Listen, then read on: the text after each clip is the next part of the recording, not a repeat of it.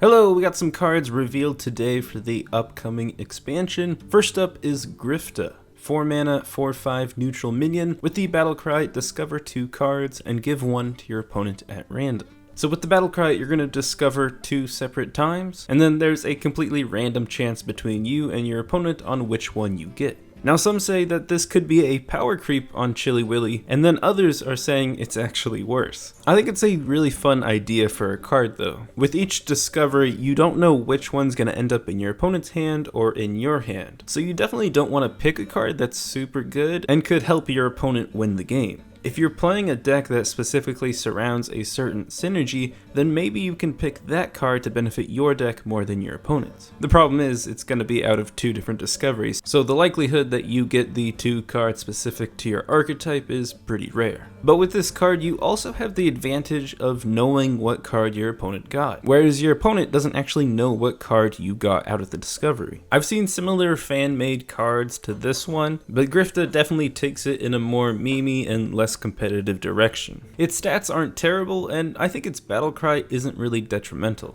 But besides that, there's nothing really powerful about this card that certain decks can take advantage of. Maybe if you need more 4-drops, this could be your card, but I have a feeling if that's the case, then you're probably not playing a very competitive deck. Next up we have Arcane Solaire, 6 mana 3/3 mage elemental with the battle cry, if you played an elemental last turn, deal 3 damage to all other minions. So this card reminds me a lot of Duskbreaker, which really at the time made Dragon Priest possible. The big difference with Arcane Solaire is of course the cost and the requirement. It's pretty obvious, but 6 mana is a lot harder to play than 4 mana. You have to wait longer to play it against aggro, and when it actually does land on your board, its stats really aren't that impressive. But it does have a couple of things going for it. In Priest, you were confined to always hold a dragon in your hands so that you could activate the board clear. With Arcane Solaire, you want to set up the play on the previous turn. It allows you to play your elementals, but it also requires you to think ahead. Elemental synergy, especially in Mage, is a lot stronger than Dragon synergy was back with Duskbreaker.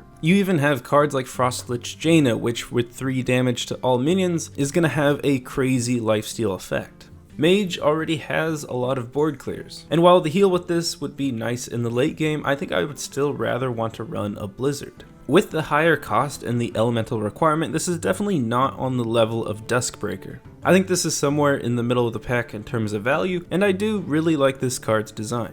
And next up is Spirit of the Raptor, 1 mana 0/3 druid spirit with stealth for 1 turn, and after your hero attacks and kills a minion, draw a card. Here's the thing, you can use this with your hero power, with your upgraded hero power. There's also some spells that give your hero attack, but this is not really the strong suit of druid. Right now, Druid is basically good at everything except for attacking with their hero. I just don't see a competitive Druid deck that emphasizes attacking with their hero or even really needs this card draw. If you want to go completely off the wall, maybe you could make an aggro deck that actually does include those cards to give your hero attack. But I'm done trying to make this card work.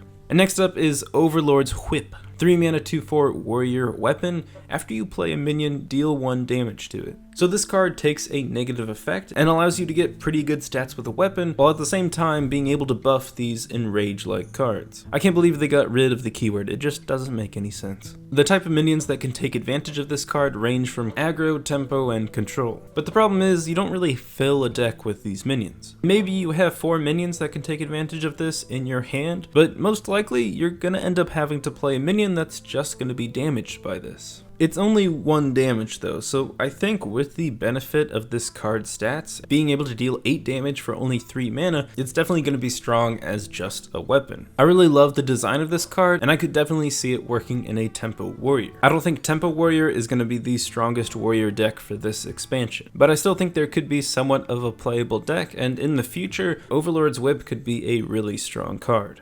And last up is Farooqi Battle Axe. 5 mana 3/3 paladin weapon with overkill, give a minion in your hand +2/+2. Man, this card is tough. Honestly, 5 mana 3/3 isn't horrendous, but the big advantage of this card is obviously the overkill. If you're able to overkill with all 3 charges of this weapon, you can buff your hand with a total of 6/6 stats. So it's appealing to think of this card as though it's giving you all of those stats. But this card is really slow. It reminds me a lot of the legendary Paladin weapon, so I think this card's best bet is actually in aggro. Unless your opponent is aggro, I don't think they're going to play a lot of 2 health minions. You need to have an early board established so that you can trade your minions in and then use this weapon to get the overkill. In addition, with cheaper minions, you're able to get those 2/2 stats out on the board earlier. This ends up making the card a lot faster.